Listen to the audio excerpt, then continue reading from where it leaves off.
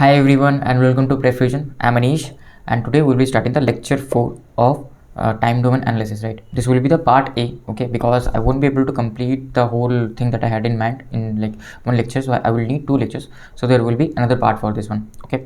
So in this part, right, what we will do, firstly I will give you another example of a second order system where damping is present, which is we generally see in our daily life, right, in like in our colleges basically. And now I will explain you the concept of complex frequency. So in the first lecture, right, I told you I drawn the S plane, okay, sigma plus j omega, and I told you I will explain this later. So here I will just give you a brief overview of what does a complex frequency mean, okay. Next we'll come to the main topic, that is the impulse response of second order system. So by finding the impulse response, right, we'll be able to understand the transient behavior of the system, okay. As I told in the definition, here also you can see, you will see that after the impulse response, when we will do the step response, basically the impulse response will represent the transient behavior of the system, okay. So yeah, now let's start with a another practical example of a damping, right. So as you can see, what is this? I know you have studied, like the people who are from electrical or instrumentation domain, they know this, but for the people who are not from, like who are from electronics domain, they may not know this. So this is basically a PMMC, permanent magnet moving coil, okay, and these are used for measurement purposes, for currents and voltages and many other electrical quantities. So this is a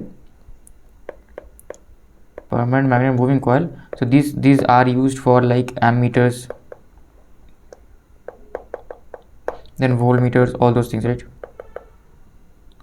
Now if you have ever measured a voltage or current through an ammeter or voltmeter, you may notice it doesn't instantly go to the value that it represents, right. Let's say my current through the circuit is 2 amps. Now if I place a like measurement device over there, it doesn't go, the pointer doesn't directly go to 2 amps. What happens is the pointer goes, then it goes somewhat ahead of 2 amps, then again it comes back, then it oscillates, then it's steady state at like 2 amps, right.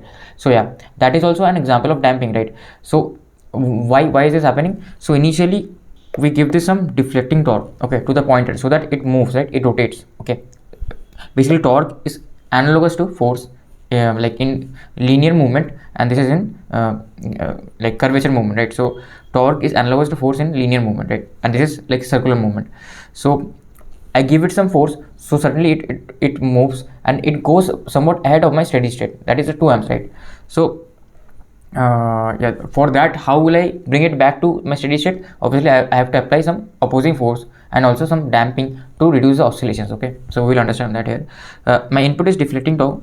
I'm giving it some current is flowing through this coil, due to which some deflecting torque is being generated, okay, due to flux and all those things. So I will not go into the working principle.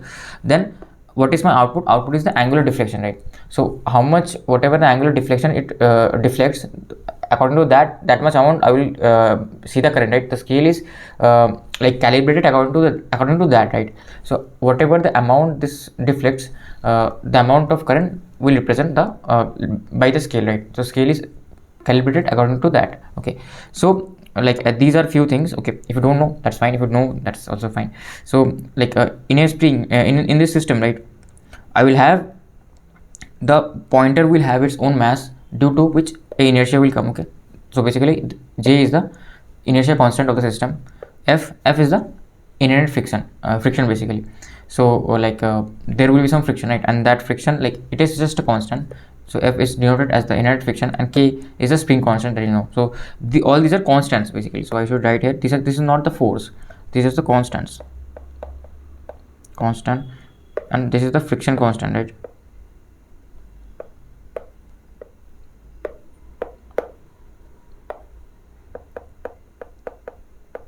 Okay, so yeah, so what I can do is I can simply write this equation in terms of second order equation, right. How? So let's see. So how can I write? So I will write it directly here. If you don't understand, I will explain a bit. So the spring equation, right, I will equate the opposing torque. So if this spring if this pointer is giving some deflecting torque at this direction, okay, in the clockwise direction, then some opposing torque will come, and what will be those opposing torque, we'll see. So my first opposing torque will be due to this inertia, right? Due to this inertia of the moving system. So what happens if someone suddenly pushes you, right? So you don't directly go there. Your body has some inertia, so it will give that body also some opposing force. If someone pushes you, so he will also feel some force back, right? He will also feel some force. So this is basically that inertia. So this is J d square theta t by dt plus, now I have the friction constant, which is, I will explain you how I'm writing this equation, theta t by dt. So this is the torque due to friction. So there is some friction, right? And so some opposing force will come whenever you try to walk, right? Some opposing force due to friction is applied on you, right?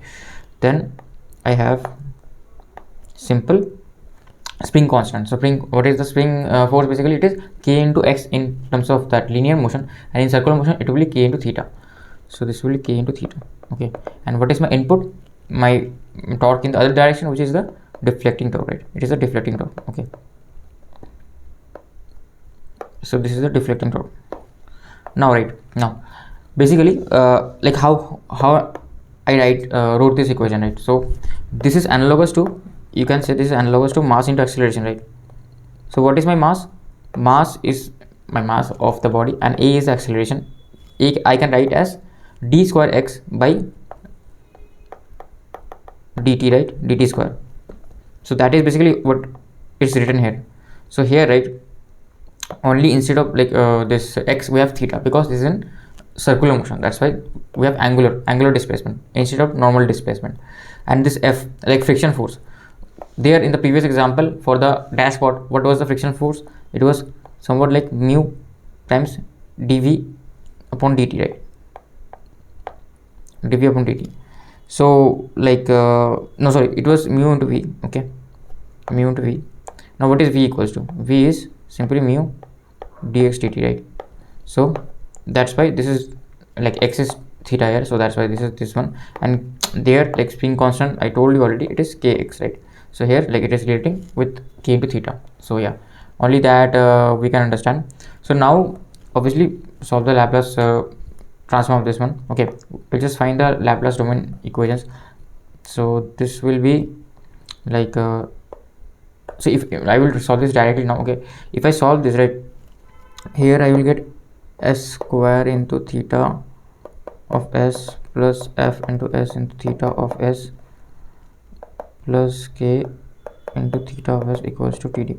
I'm ignoring the initial conditions. Okay, so now my theta is the, what is theta? Theta is the response, right? And td is the input. So I will find the transfer function theta s upon td equals to, this is my transfer function,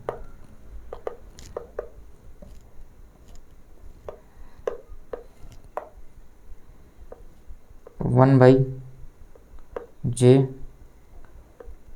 s square plus f s plus k, right? Okay, now what I'll do, I'll take in common j. So if I take common j, this is 1 by j s square plus f by j s plus k by j. Okay, so this is what I take it common. Now I will equate this, like relate this with the, compare this with the standard second order equation. So what is my standard second order equation? Standard second order equation is this one, right? Omega n square s square plus 2 zeta omega n s plus omega n square. So if you compare this one, right, if you compare this one, what you will see is, like here omega n square is this one only, right? So omega n will be my basically under root k over j, right? Omega n under root k over j, and my 2 zeta omega n equals to this f over j. Okay, so this zeta equals to basically omega n is what, f over under root 2 k times j, I think. Okay, so yeah, this is what I get.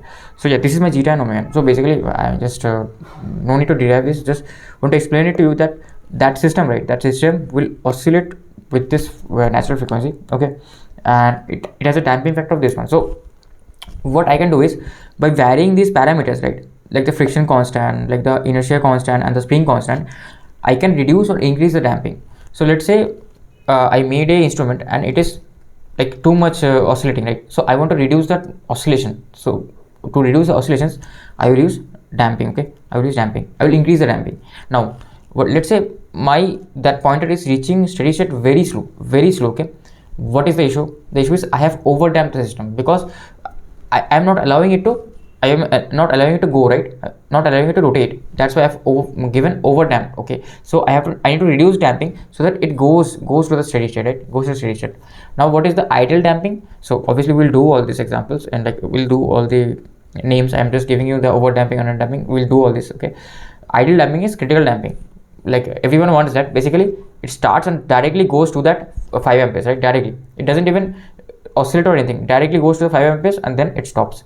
But that is obviously impossible. Okay, because like there will be some oscillations, right? There will be some oscillations. Okay, due to non-radialities. We can do that, but that is very difficult. And like one more thing, damping will always be present. Okay, as you can see, right, we have this instrument. Okay, we have this instrument, and like it has so many components, mechanical components, and mechanical components will always have some friction. So due to friction, there will always be some damping. Okay, so yeah, so I can't make damping equals to 0. Okay, and I will have always friction and inertia. So those two things I will have. So this was the analogy with the electrical circuit also. So okay, now we'll come to the concept of complex frequency. So like why is, first of all, why is complex frequency used? Complex frequency is used to model any sinusoid. Okay, model any sinusoid, any type of sinusoid in time domain. Okay, that's why. So I want to convert this into frequency domain also. That's why this complex frequency was used to like convert my signal into frequency domain, and then like understand the basic characteristics of the signal through frequency domain, which will be much easier than analyzing that same signal in time domain. That's why we take the Laplace, right? We take the Laplace, then again convert it back to time domain. Okay, that's why we do that. So yeah, Laplace was basically that, right? That S variable, complex variable, which is equal to sigma plus j omega, that is the complex frequency. Okay, so here let's see what does this definition say. It is a type of frequency that depends on two parameters. One is the sigma, and which controls the magnitude of the signal. We'll understand this. And the other one is the omega, which controls the rotation of the signal, is known as complex frequency. By rotation also we'll understand. Okay, so let me write this one, that my S, right, S will be equals to sigma plus j omega. Okay, so this is sigma,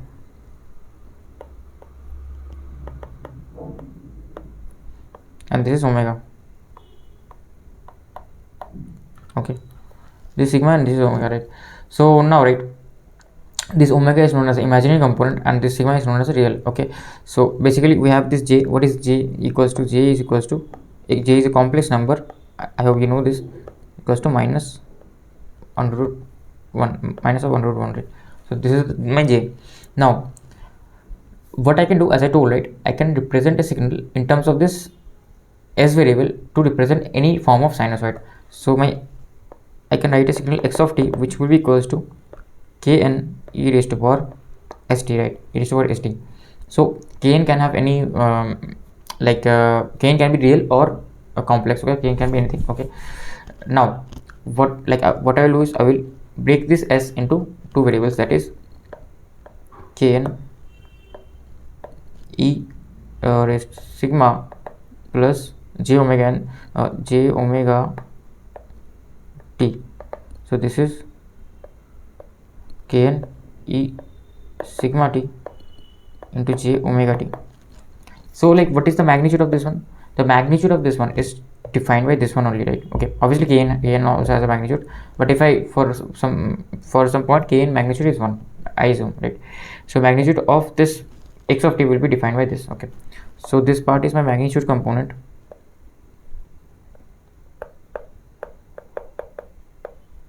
and this is the angle component, right? This is the angle component, this provides the angle. So that's why I was telling it that it provides the rotation, basically how much to rotate, how much angle to rotate. So this one, right, angle component. Okay, so yeah, this is basically it. Now let's like define omega and sigma. So what is omega? Omega, we know, everyone knows this, omega equals to 2 pi f, right? And we can also write this as 2 pi by t. But what is the definition of this? Is it only 1 over second? No, right? It is not 1 over second. The definition, the dimension of this one. So dimension of this one will be what? Dimension of this one will be radian per second, right? Radian per second. So dimension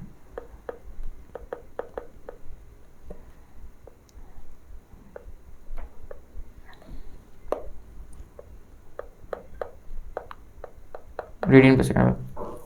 So yeah, this is my dimension of omega. Now what are my dimension of sigma? Okay, so these are not that important, but you should have an idea, right? You should have an idea what is sigma and what is omega. So what is my dimension of sigma? So dimension of sigma,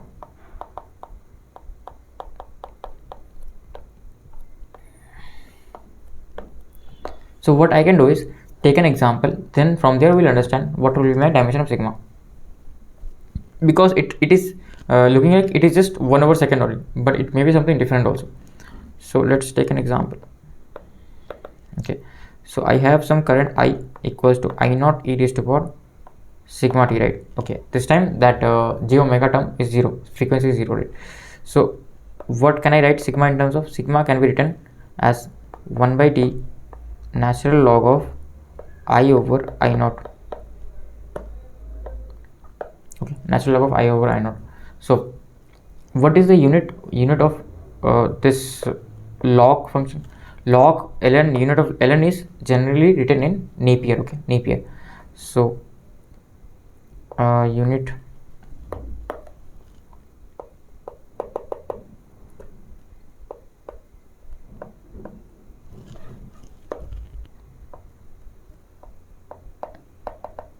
okay, so unit of log is generally in Napier. I think I may have forgotten the spelling. Okay, this is Napier. So now what will be the unit of this whole sigma? So unit of this whole sigma, okay, dimension of this whole sigma will be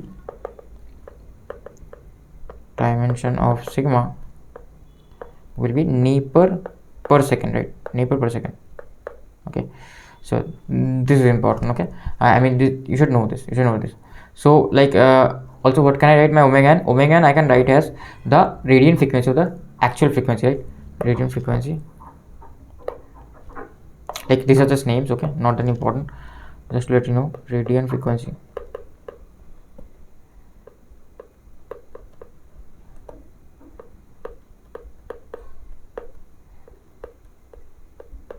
natural frequency.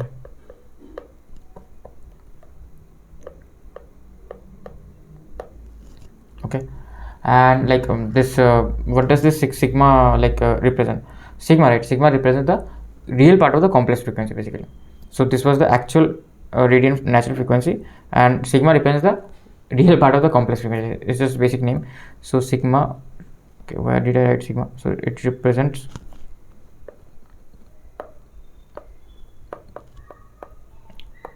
real part of the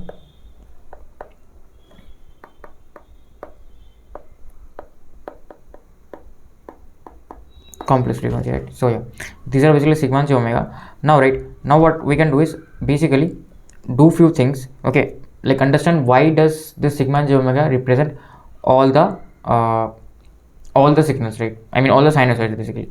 So let's take for case 1. Okay, I will wrap this on quickly because this is not that important in terms of gate, but still you should know this. So for example, now if my frequency is 0 and sigma is not 0, then what will happen? Then how will my signal look? So my x of t, right? X of t will be kn e raised to power sigma t. So this is like a simple first order RC circuit, right? So I can relate this with a RC circuit.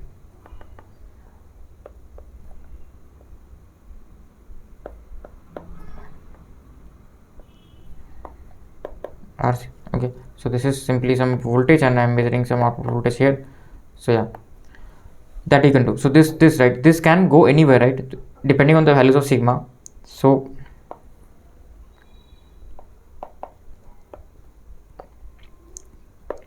if sigma is less than 0, then it will go like this. Okay, then it will go like this. If no, not like, it will go like this one, right?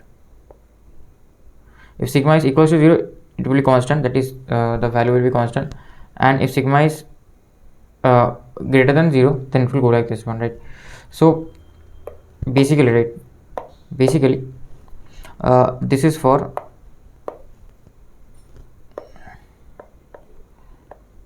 sigma equals to 0, this is for sigma greater than 0, and this is for sigma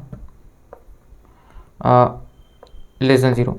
So later on, right, later on in this lecture, what we will understand is, like, not in this lecture, I think in the next lecture, that this, right, this represents negative damping, because this is making the system unstable. Okay, unstable. So this represents negative damping.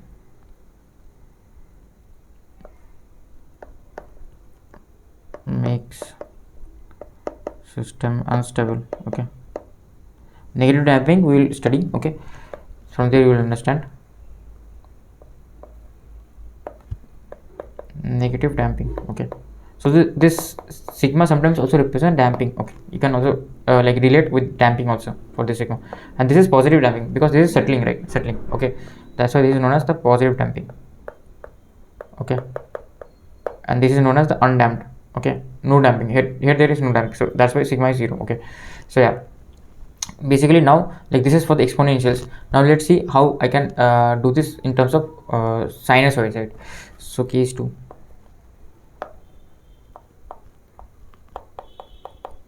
So what is my case 2? Case 2, right? Case 2 is basically I have sigma equals to 0 and omega not equals to 0. Okay, sigma equals to 0 and omega not equals to 0. So my x of t becomes e raised to power j omega t. Okay, I have a kn also at the outside, kn. Okay, so what can I, okay, this is kn also. Okay, what can I break this down into? So I can break this down into simple like sine cos omega t plus j sin omega t. So this can be broken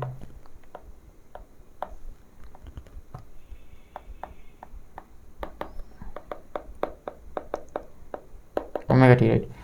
So like this has no physical significance. Okay, this value, right, has no physical significance, because physically we don't have like graphs like this. Okay, now one thing to note here is, like, this will be a basically circle that we know already. I will show you. Okay, one thing to note here is this is plus j omega t, so e raised to power plus j omega t, it represent, okay, these things you should keep in mind, represents counter clockwise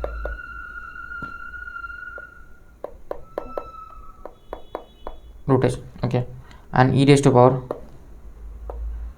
minus j omega t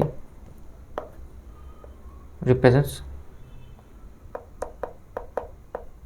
clockwise or negative rotation, right?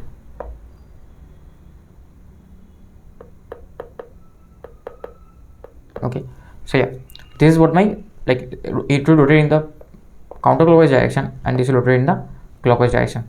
So like, where is the graph? I had the graph. So yeah, here is the graph, right?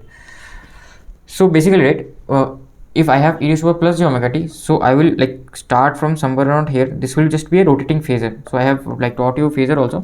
So from phasor also you will understand this is just a rotating phasor, right? So this is like, let's say it will start from here and it will go here. Now it has basically some direction, so it is rotating in the counterclockwise direction, because it is e raised to power plus j omega t, right? So rotating the counterclockwise direction. And what do I see here? So my real component, okay, this is my real of like x of t, and this is my imaginary of x of t, right?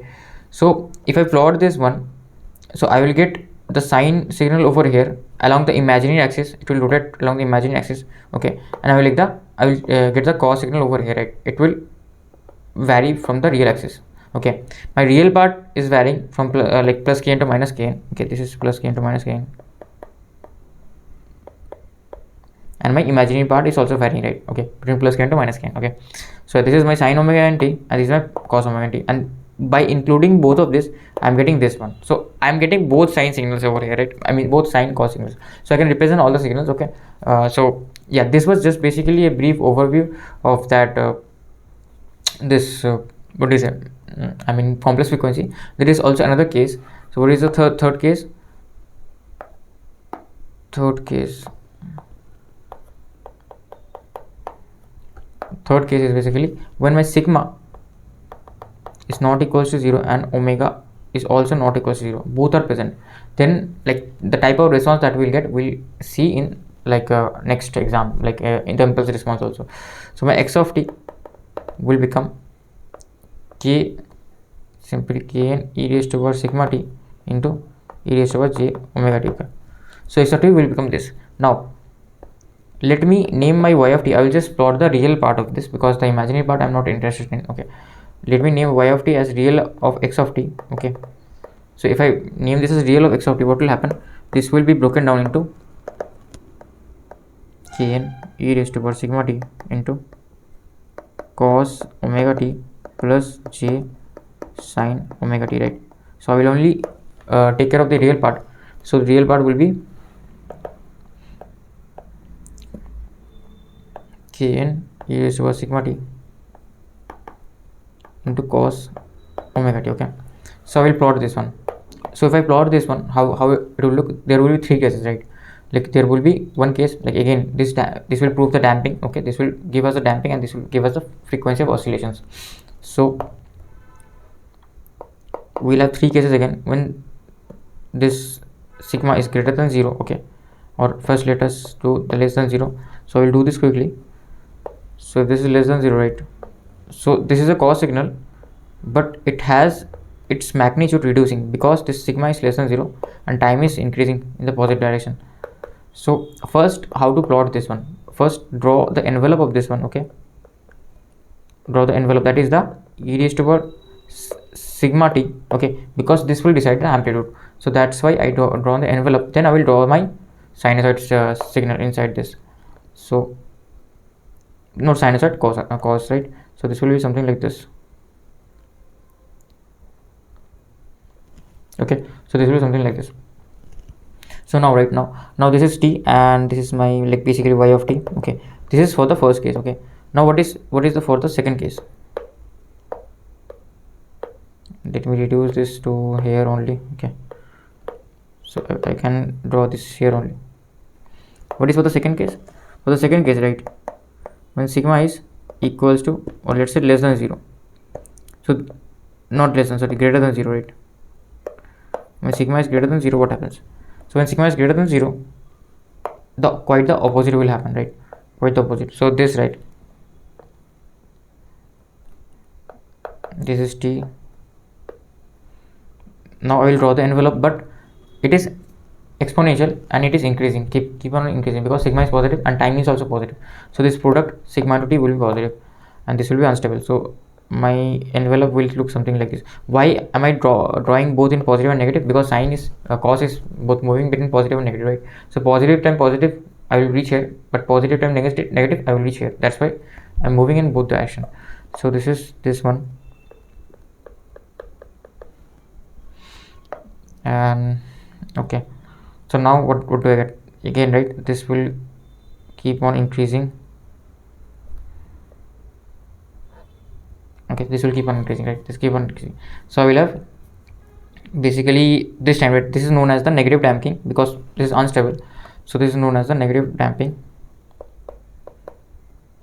So this sigma sometimes represent damping also. We'll understand like what is negative and what is positive damping. But in real life systems, obviously this negative damping is not possible in negative feedback. Obviously we have to make positive feedback. And for the third case, right, third one, basically sigma equals to 0, we'll simply get a cos signal only. Okay, only a cos signal. So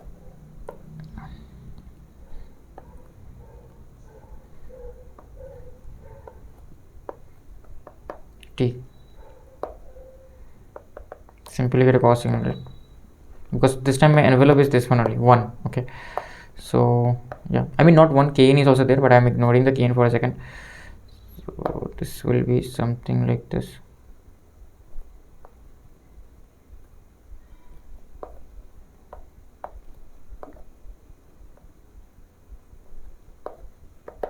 So yeah, this will be my, basically this is known as undamped because sigma is 0, so that this is known as undamped, right?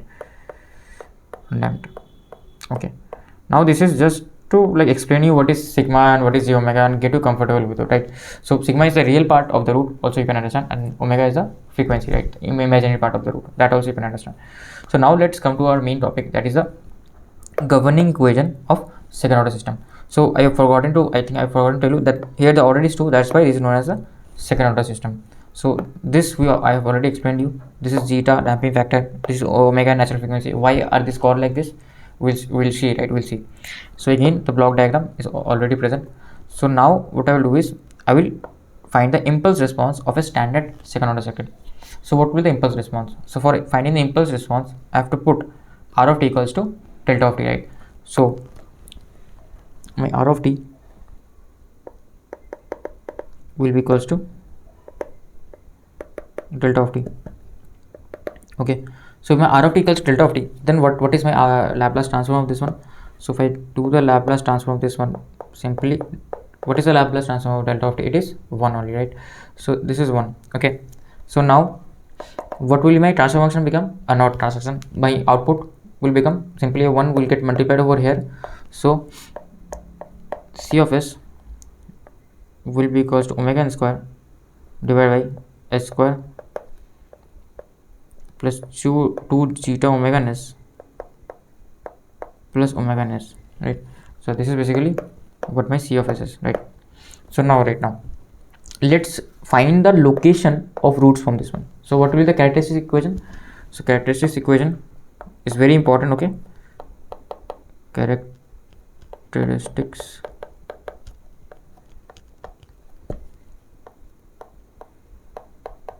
equation is basically this one, right? So it is s square plus 2 zeta omega ns plus omega n square, which is equals to 0. Okay, so this is equals to 0. So now, right, how to find this is the characteristic equation. Okay, but how to find the location of roots? Use the simple Sridhar Acharya formula, right? So if I use that formula, so it is basically like s1, let me name this as sp1 sp2, or let me name this as p1 p2, right? P1 and p2. Okay, so it is minus b, so b is here minus 2 zeta omega n, okay, plus minus b square minus 4ac. So b square is this one, 2 zeta omega n whole square minus 4ac, right? So this is 4 into omega n square, okay, divided by 2a. So this is basically my formula. So now, right, I can simplify this one, so it becomes like 2 gets divided and I can take omega n square common here. So outside I will have only omega n, right?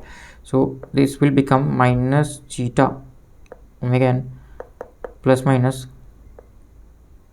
under root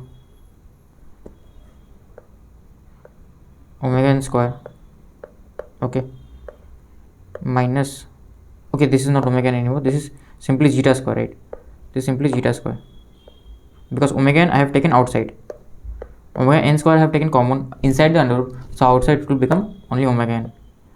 Okay, so this is omega zeta square minus 1. Okay, so yeah,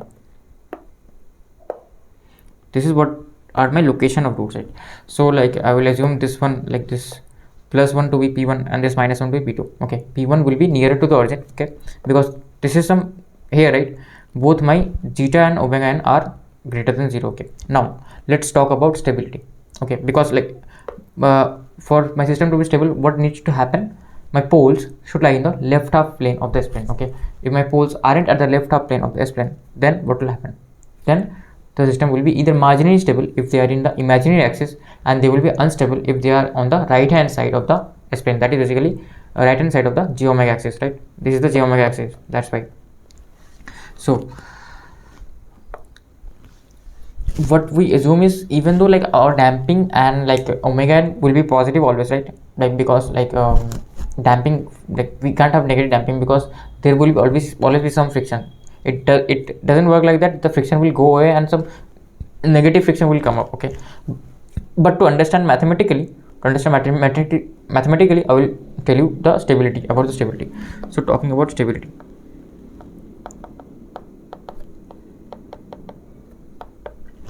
So if I talk about stability, right? We talk about stability. Like the first case is if my zeta equals to 0, what will happen? If my zeta equals to 0, then this, right, this becomes 0 and this also becomes 0. So inside the under root I have a negative 1. So this is j, right? So I have j into omega n plus minus. So my poles will lie on the imaginary axis itself. Now what does that mean? Does that mean that it will be unstable? No, right? It will not be unstable, because if my poles are lying on the imaginary axis, the signal that I will get a sinusoid or cosinusoid signal. Okay, so that will be oscillatory around certain 2 points. So obviously my signal will be marginally stable. Okay, so it is some minus j omega n and plus j omega n. Okay, so this is sigma, this j omega, right? So this, so poles lie on the imaginary axis. Okay, basically they will be complex conjugate of each other. We will see imaginary axis.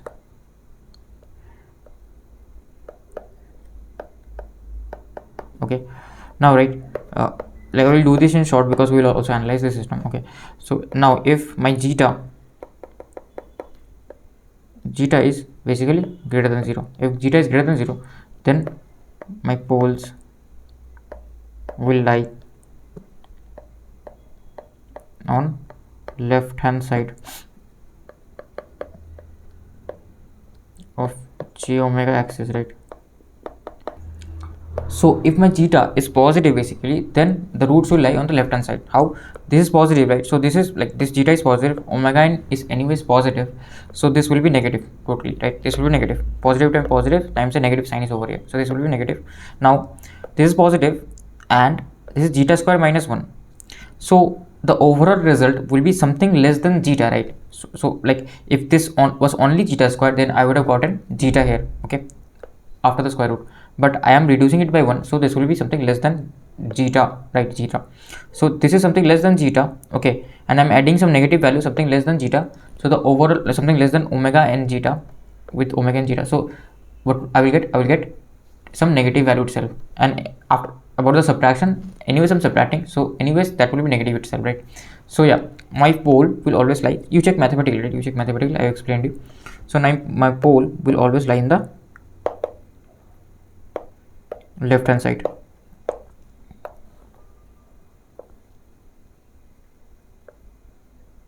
Okay, this is sigma, this is j omega, like my poles will lie on this end, right? This end, okay, not on this end. So yeah, this is like, that means what does this represent? This is a stable system. Okay, so why I am telling all this is important, right? This is important, take a note of this, because like from damping factor you can say about the stability of the system, right? As I explained from the starting of the lecture, few points I wrote down there. So yeah, now for the third case, what is the third case? Third case is zeta is basically less than 0, right? Now if zeta is less than 0, what will happen? So like you can check it mathematically.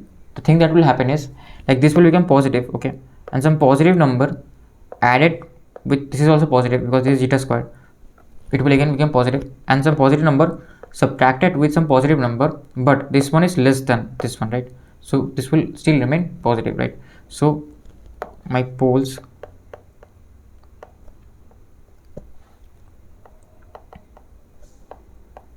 will be at right hand side of S plane, okay, or j omega axis you can say.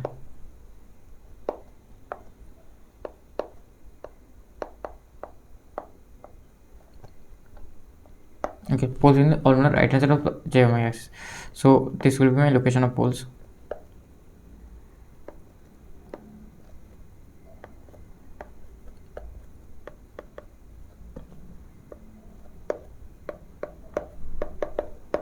Okay, so now, right, if my poles are lying on the right hand side of the S plane, then what does that signify? That signifies system will be unstable. So by knowing the zeta,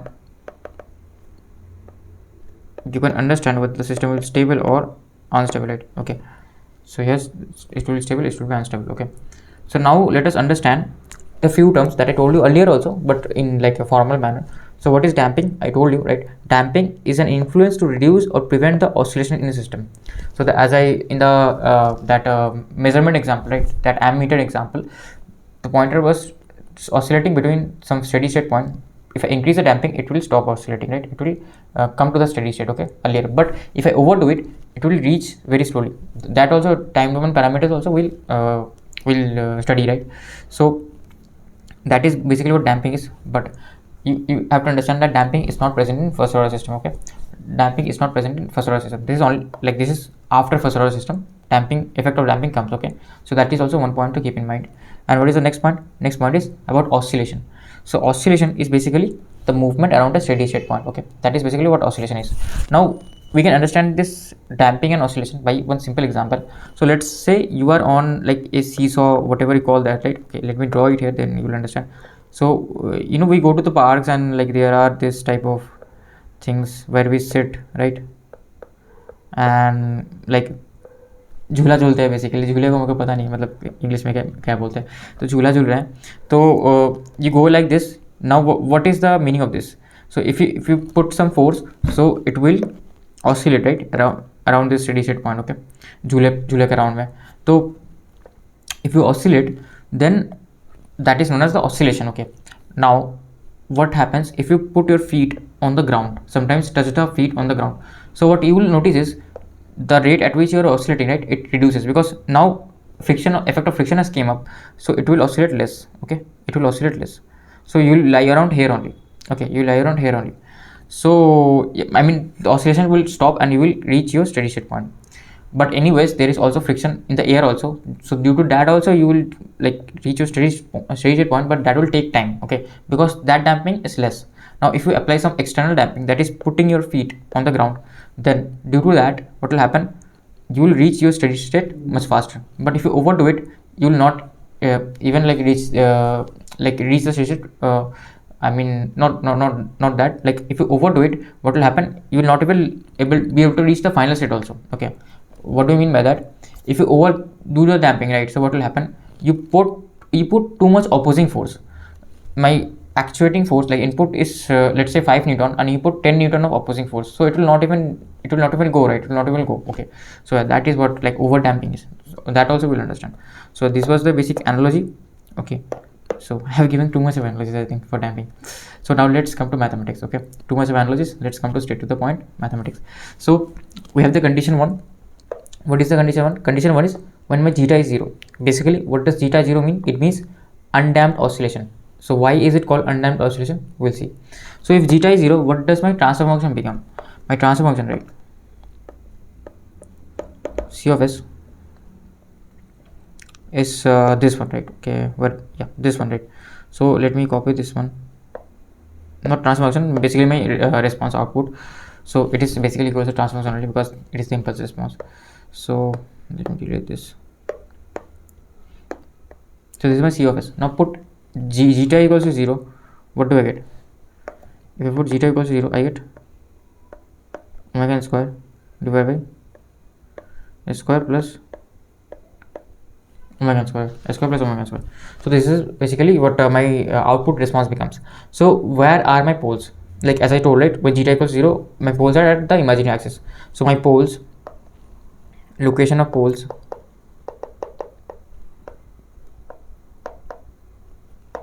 is basically s1 comma s2 equals to simply or I can name this as p1 comma p2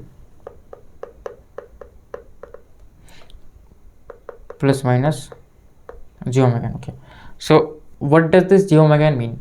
J omega n means this is the frequency, natural frequency of oscillation. Okay, so this is the natural frequency of oscillation. So natural frequency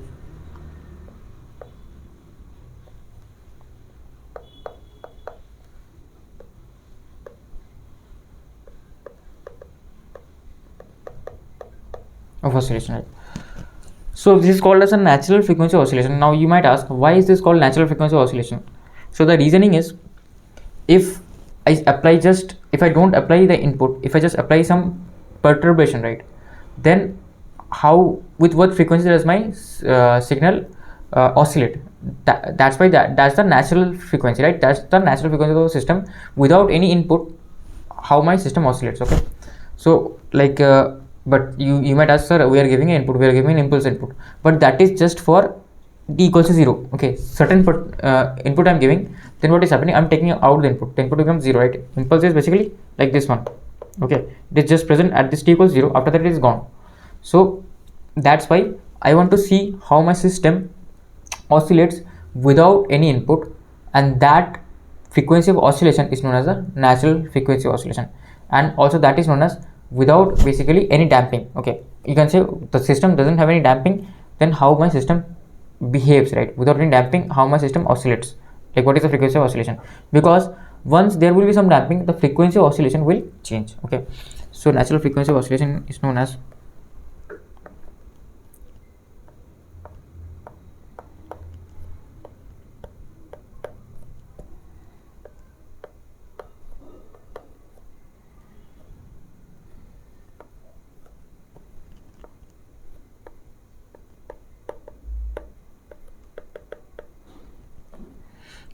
basically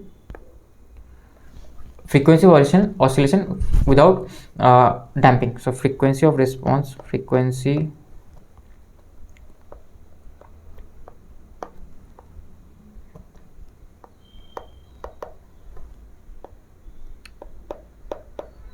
at which response frequency, sorry, the frequency of response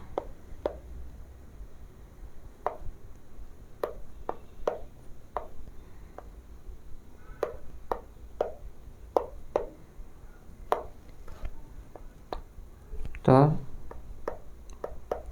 system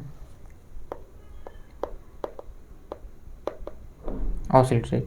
So yeah, that will be basically my natural frequency. If there was some perturbation, so I gave it some initial impulse, right?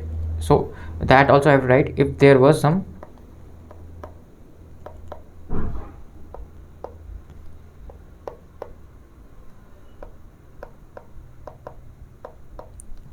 basically perturbation means some disturbance. Okay, initially, like impulse is basically some disturbance at the start and it is gone. Okay, so like where will be my pole location? They will be somewhere around here, right? Minus j omega n and plus j omega n, right? Okay, so what is my c of s? C of s is basically like is omega. I will do this in the next page. Okay, I don't have, let me take in the page. C of s is basically omega n square divided by s square plus omega n square. Now what I'll do, I will directly take the Laplace. Before that, what I can do, I can convert this into standard form, right? So do you remember what is this like Laplace inverse of this one? It will be cos, right? No, it will be sine. Okay, so I also used to get confused that whether it will be sine or cos. Okay, so yeah, just be careful of that. When there is some cos, right, cos above will be s. Okay, s term, but there isn't any s, so it will be sine only. Okay, so if I take the Laplace inverse, what will I get? I get omega n. Okay, and this will be sine omega n t. Okay, and this is my c of t basically. So this is my output. So like this is the behavior of my output. So as you can see, I am able to not tell final value is not defined for this one, right? Final value, it will oscillate between certain 2 points, right? So final value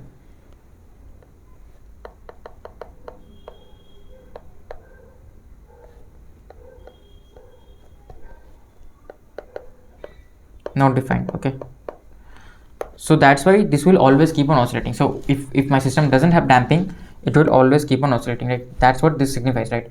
So like this we'll also see in the step response. So this will be the transient behavior for the step response, but this is always transient because this is always oscillating, right? So we'll see that it is always oscillating.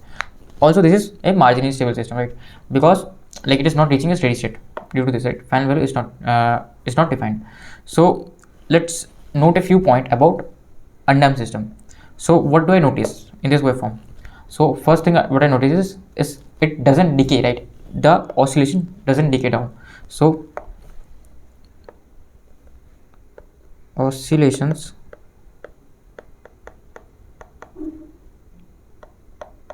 don't decay.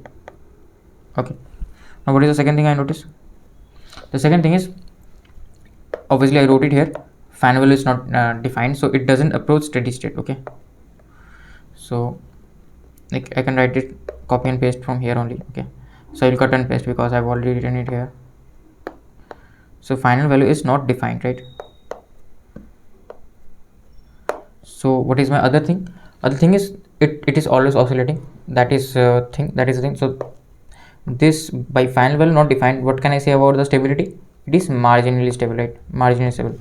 So it is marginally stable. Okay, so yeah, now basically like this is generally not observed in our system, because like in true life or in like real life there will always be some damping, as I have been saying always. But what we can do is, as I told you earlier also, we can use an amplifier to make make the loss give the circuit enough power to compensate for that loss, right? So yeah, that we can do. Like in mechanical system also, undamped system are very difficult to achieve because there will always be some friction and heat loss. Okay, so those things will always be present. So in real life these are not possible. So these are things that we notice. Okay, so now let's go for the condition 2. What does the condition 2 tell us? Condition 2 tells us about the undamped system when my zeta is between 0 to 1. So here, right, you understood that why this is called undamped, because like zeta is 0, there is no damping, because the oscillations are keep on happening and they are not going to reduce to 0. Okay, so that's why this is known as undamped. Okay, so yeah, now let's study the underdamped. So again, let me write the transfer function. I mean, not the transfer function, the output. What is my output? Output is C of s equals to omega n square divided by, this time, right, I cannot remove zeta. Zeta will still be present, but one thing we know, zeta will be between 0 to 1. So let me copy. Okay, s square plus 2 zeta omega n s plus omega n square, right? So this is my C of s, right?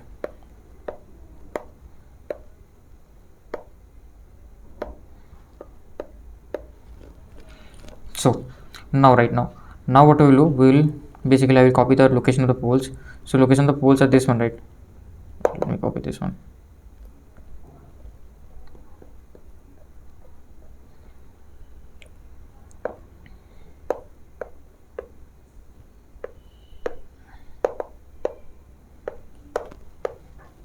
Location of poles are this one, right?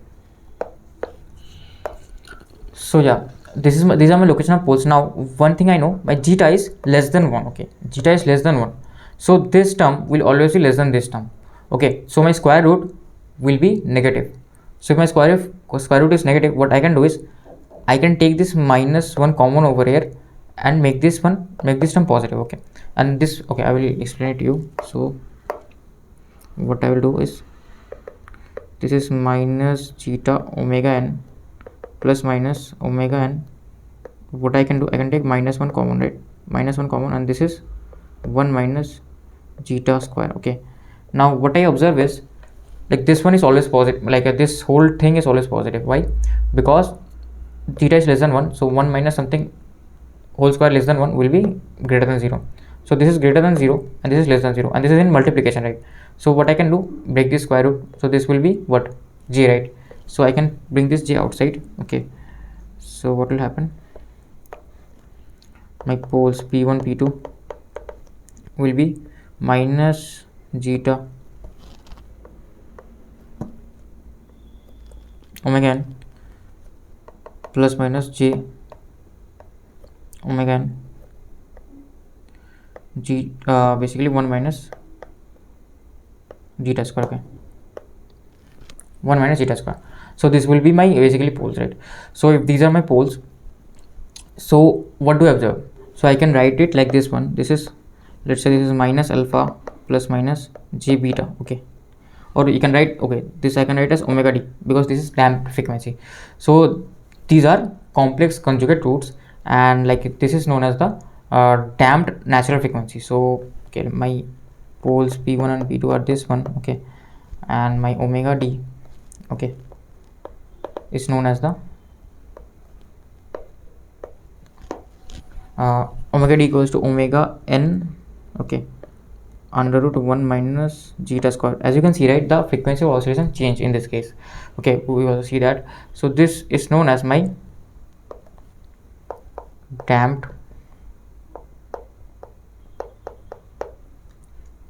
frequency. Okay,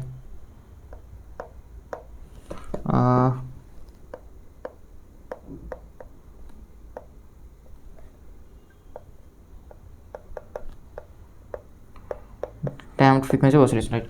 So this is known as the damped frequency of oscillation. So as you can see, with the change in my zeta, the omega d will also change, that my frequency of oscillation will also change. So frequency of oscillation is also like a function of this zeta, but it is also a function of omega n also, but this time omega n we will assume is not varying, right? So yeah, this is known as the damped frequency of oscillation. Now what I will do is basically like write the location of the poles and zeros, not zeros, only the poles. Okay, so where does my poles lie? So poles, right, poles lie somewhere around here, right? They are complex conjugate, and this is negative, right? This is negative, so my real will be like, so this I can write this like broken down into two parts. So this is my real part, okay, and this is my imaginary part.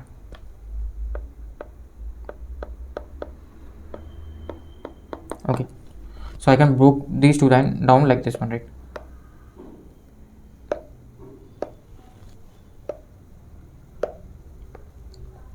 So yeah, now right now, so like this is why my real part is negative, right? But I can say this is negative, these two are positive, right? Zeta is between 0 to 1 and omega n is positive, so this is negative, and imaginary part is complex conjugate. Okay, so that's why I will write somewhere around here. Okay, and the real part will be minus zeta omega n, and this frequency of oscillation will be omega d, right? This is plus j omega d, and this is minus j omega d, right? So yeah, these are my location of poles, right? So like now let's find the output response in time domain. So my C of S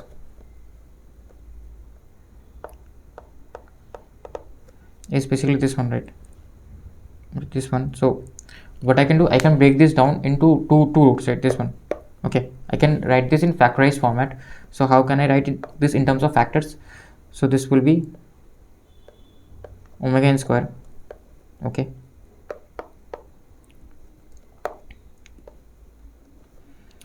I can write this as like I will write, okay, I will write this one only. So this is minus zeta omega n. So this will be in opposite sign, right? Because like if my root is at like let's say minus 1, then I write the factor as s plus 1, right? Okay, then s equals to minus 1 becomes the root. Okay, so I hope you understand. So this will be plus zeta omega n. I don't have space, so what I will do, I will write this in the below side, zeta omega n. Now this one will be plus, which is j times omega n under root. Okay, I will do, I will not write this like this one. I will write s plus alpha plus j omega d, okay, and s plus alpha minus j omega d. Okay, so at later stage what I will do, I will put the value of alpha, right? This is also another smart trick you can do. So my C of S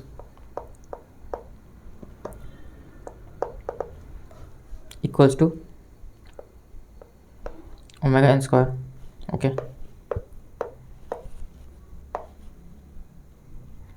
and like what does this become? This becomes s plus alpha whole square plus omega d whole square, right? So I can break it down like this one. So now, do we think that we can do anything? Okay, I hope you understand like how I got it. So it is a square minus b square.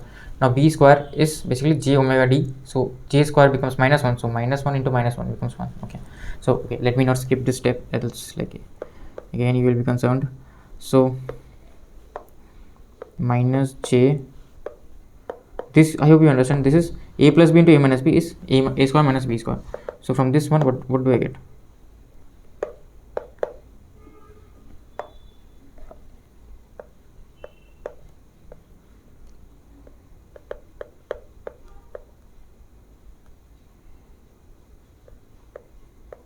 So j square becomes minus 1, so minus 1 into this minus term outside becomes plus 1. So this is omega d square. Now does this look familiar to you? So what I can do is, so one thing I have to do to make this familiar is to like wait a second. So what I need to do is, let me multiply this first, then you will understand. So this will be omega n square by omega d times omega d divided by s plus alpha whole square plus omega d whole square, right? So what is this equals to? This is equals to c of s, right? This is equal to c of s. So yeah, this is basically my form which I want to make. Now you might ask, sir, why did you use this form? So to get omega d over here, so that this matches with this one, right? So this is like the sinusoid form. But what is difference here? The s has been shifted, right? S has been shifted by alpha.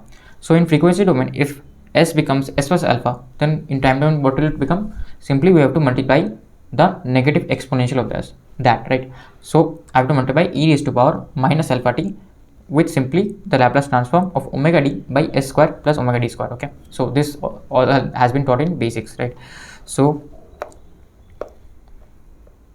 I will take the Laplace inverse. So I hope you're revising basics, or if you're not understanding this, so you have to go through the basics again. Okay, that is important. So this will become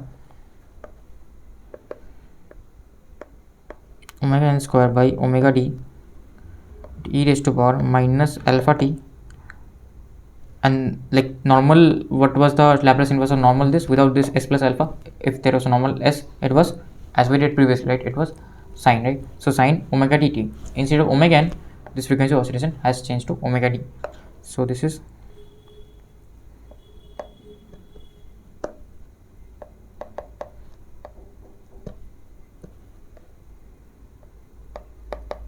omega dt, right?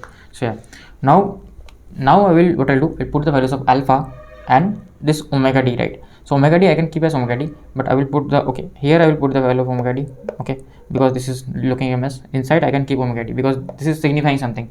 This is signifying that this sinusoid is oscillating with frequency omega d, right? So this I will keep, this I will further what do you say, like break it down. Okay,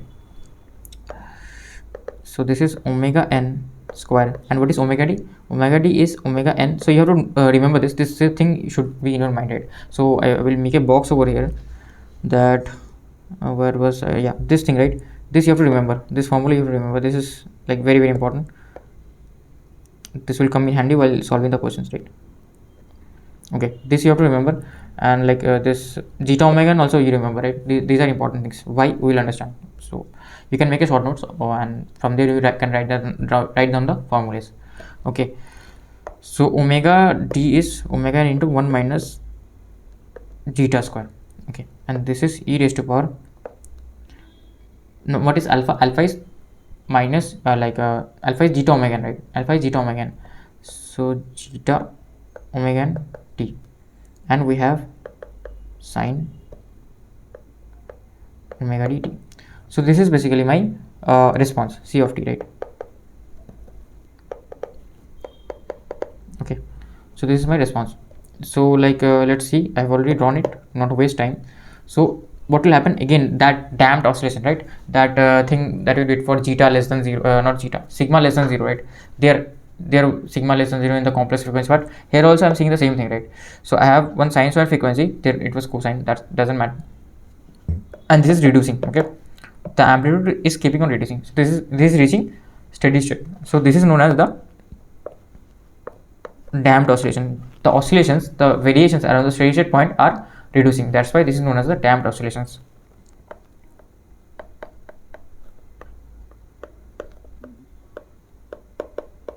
Okay, so yeah, now let's write a few points about underdamped system. So this has like this has damping, but not too much of damping. Okay, not too much of damping. So why? Because when we will study critical damping, there we will understand why. Okay, so some damping is present,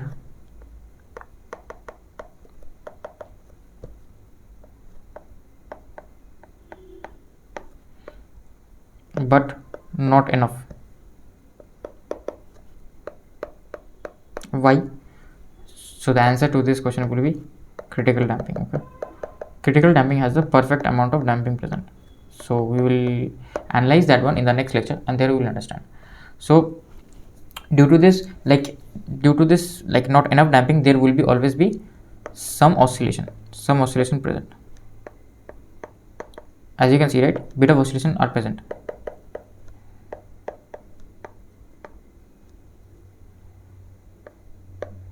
Some oscillation are, what do you say, some oscillation R or is, I don't even know. I think it's is right, so I don't even know. Grammar is very bad. So some oscillation is present. Okay, so what is the another thing? This is reaching steady state. Okay, so this will reach steady state, hence stable system. Reach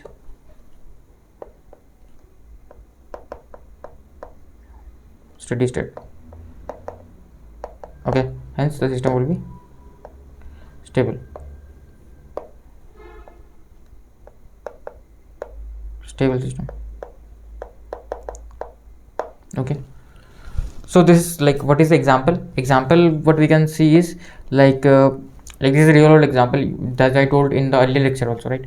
You drop a tennis ball, okay, then you see it will keep on oscillating, but at a certain point it will again stop bouncing, and it will reach steady state at the ground. Okay, so yeah, like why is this happening? Due to this friction here, right, in the ground. Okay, so you drop a ball and it will oscillate, and then it will settle and die down in the ground. Okay, so yeah, that example you can take. Okay, so yeah, that was basically it for this lecture. So what is happening is, up until these few lectures, right, mainly it is theoretical. We'll come to questions, okay, after this theory is complete. Okay, so yeah, the theory part is bit bigger in this chapter actually, so that's why. So next chapter, what we'll do, we'll study the impulse response of like obviously we're studying the impulse response, but for critical damped systems and for over damped systems, and few more other things. Okay, thank you for watching.